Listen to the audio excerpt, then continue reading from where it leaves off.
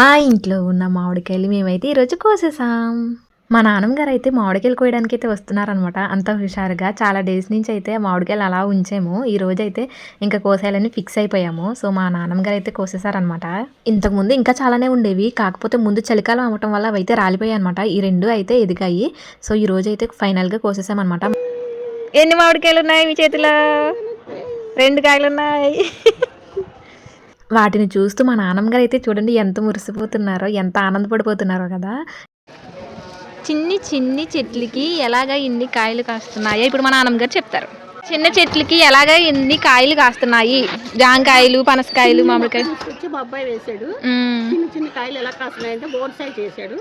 చేసిన దాని మీద ఈ చిన్న చిన్న చెట్లకే చిన్న చిన్న కాయలు కాస్తున్నాయి. మామిడికాయలు అయితే పెద్దవే కాసినాయి. అవునవును. పనసకాయ కూడా పెద్దవే కాసినాయి. అవును. ఇంకా ఇప్పుడు పిందులు ఇవి కూడా పెద్ద కాయలు అవుతాయి.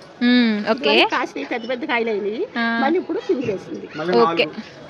విన్నారు కదా, మా బాబాయ్ గారు అయితే ఇవన్నీ చేశారనమాట. బాన్సాయి చేయడం వల్ల చిన్న చెట్లకైతే అలాన్ని కాయలు అయితే కాస్తున్నాయని చెప్తున్నారు. వీడియో నచ్చితే లైక్ చేసి సబ్స్క్రైబ్ చేసుకోవడం మర్చిపోవద్దు. Thank you all.